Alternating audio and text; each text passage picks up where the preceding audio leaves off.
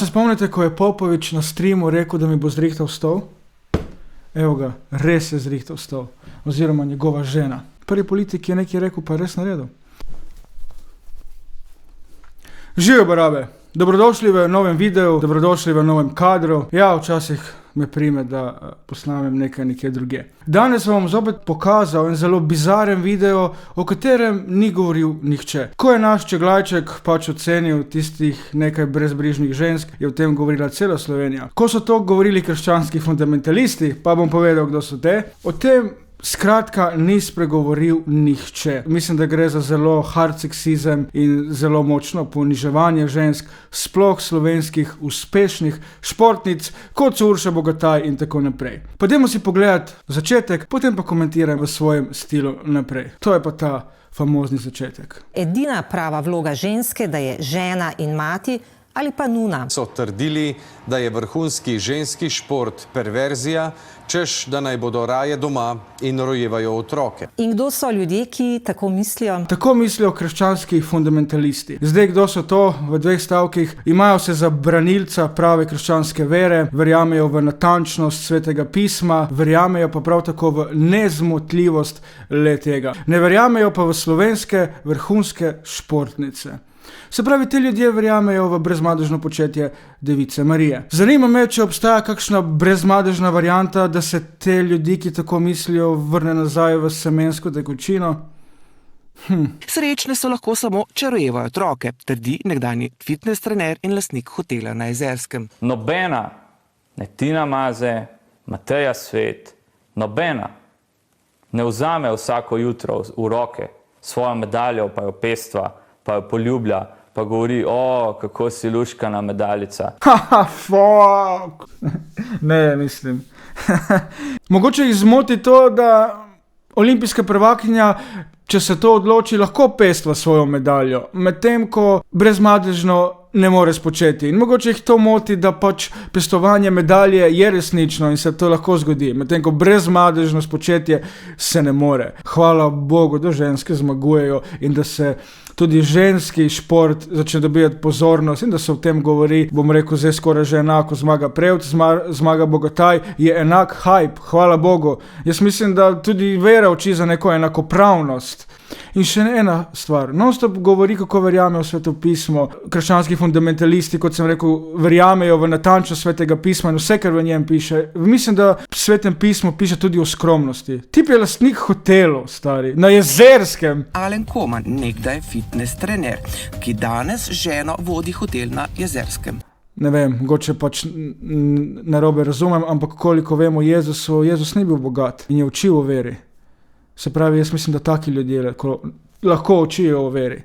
Ne pa nekdo, ki ima hotele in pridiga na polno. Kar pa se zdi, da ni bilo pogodu slovenskim krščanskim fundamentalistom. Namesto, da bi jim čestitali za izjemne dosežke, so trdili, da je vrhunski ženski šport perverzija. Perverzija, mislim. Ne vem, ali oni sklepajo, da je perverzija, zato ker imajo pač oprijete hlače in se vidijo obline. Pa naslednjič Urša Bogataj iz skakalnice skoči, ne vem, v srednjeveški obleki, v banduri. Seveda imajo vse oprijeto, zato ker gre za aerodinamičnost. Ampak to ni perverzija. Ti pomaga, da skočiš dlje, plavaš hitreje, smučaš hitreje. Če se potem fundamentalistom ustane melancan, ko oni gledajo te športnice, to ni problem, da je šport perverzen. Perverzni ste vi.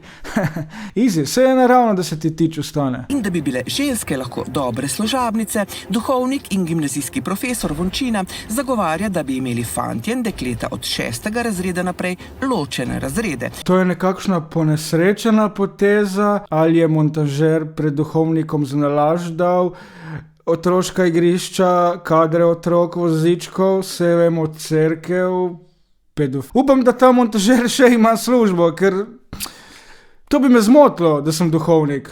Ja. Da bi se ženske lahko učile tudi tistih predmetov, ki jih bodo kasneje potrebovale. Te gospodinske, pol za kakšno šivanje, za lekanje, za take stvari, pač karkoli.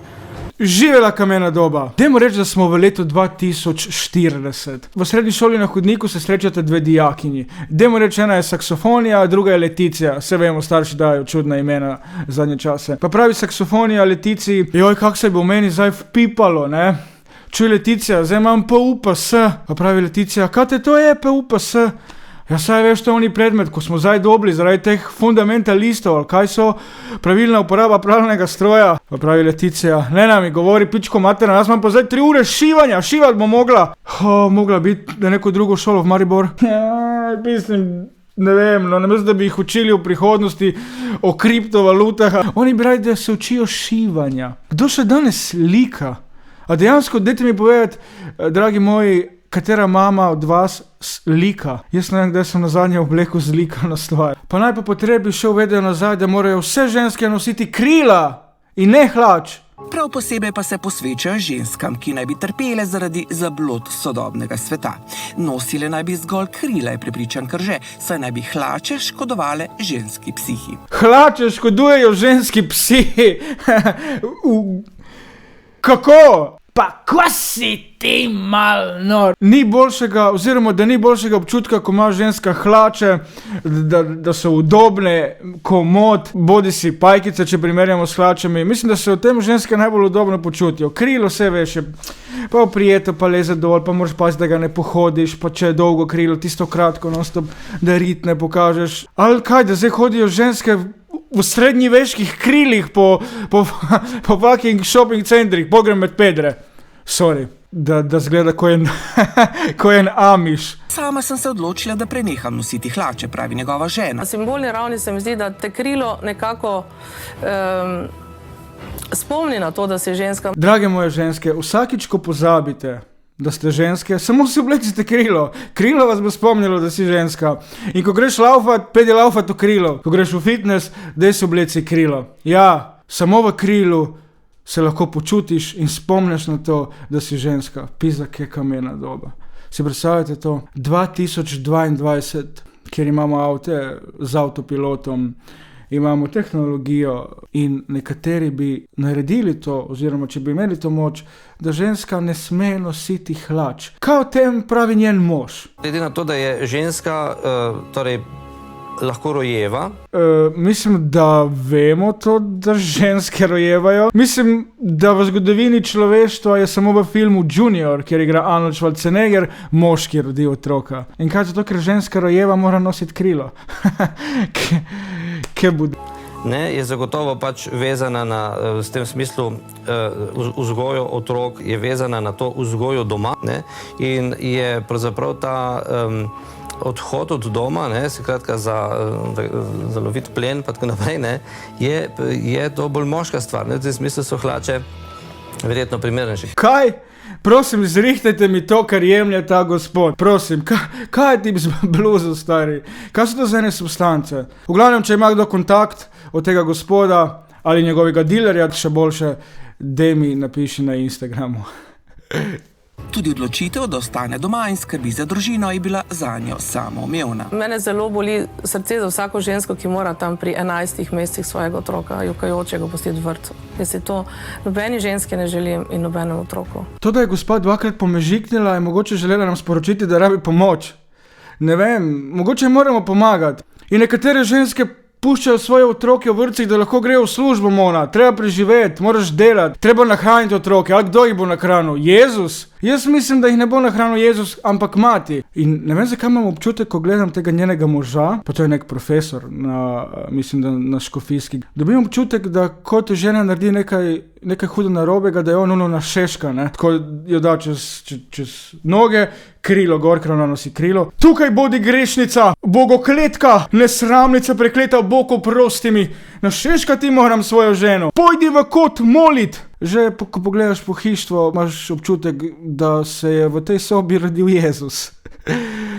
Ojoj, bogi ljudje, ne bogi ljudje, bogi otroci, ki bodo zrasli v takem domu in s tako mentaliteto. Bogi otroci. Vse mame, ki dajete svoje otroke v vrtec, bi morale v zapor.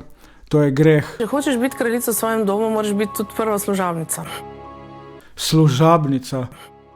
inštitut 8. marec, kje ste? Ne vem, ker to je zelo narobe, da se take stvari govorijo. Kakšna služabnica? Kaj bo jutri? Spopad gladiatorjev v Stožicah? Ali bomo kamenjali? Čeprav ja, nekatere politike bi lahko javno kamenjali. Služabnica? A je to sploh legalno? Ne vem, meni se ne sliši legalno, tako kot pedofilije, ja. Takšen je pač naraven red, je prepričan tudi on. Naraven red je tudi, da ne šlataš mladoletnih otrok. Tudi to je naraven red in tudi to se ne bi smelo dogajati. Mislim, da ni problem, če se žensk nauči šivati. Bolj bi se moralo duhovnike učiti, da pač ne šlatajo otrok. Vse smo navijali in tako, ne, sej ne, da jih bomo tam pobili, postrelili, ne, zdaj noben je tega rekel. Zdaj ne razumem, on pravi, da je navijal za to, da naj neha skakati in raje šiva. Nehaj skakati, pejdi raje šivati. Zakaj potem sploh navijaš, če pač se ti zdi ženski šport perverzija? To je precej, šport zna biti precej umazan, precej ponižujoč. A cerkev kao ni umazana? Ne, cerkev je sveta, ja. Po pravilih bi mogla biti. Kolikor vem, je priprava vernikov pred tem, da dobijo sakrament za obhajilo, priprava, da začnejo dobivati občutek kesanja in ponižnosti. Tako da ne mi tukaj o poniževanju, ker pljuvate v lastno skledo. Da je sodobna cerkev poženščena, da hodim jaz tja poslušati neko žensko jamranje, da že duhovniki so poženščeni. Dobro, to, da si istospolno usmerjen, bi lahko povedal še na kakšen drugačen način. Vprašaj enega tiktokerja, kot pa da poveš to, da ti ni všeč, da je poženščen župnik in da je preveč žensk. Pač poveš, da so ti všeč fantje. Nič ne narobe z vero, vsaka vera je dobra.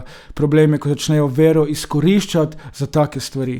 In to je napačno. Nisem mogel biti tiho, ko sem to videl, tako da nekdo bo razumel, da se norčujem iz vere. Jaz se iz vere ne norčujem, jaz se norčujem iz ljudi, ki take stvari govorijo.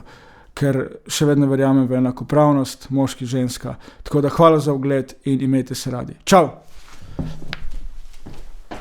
Noge ne čutim.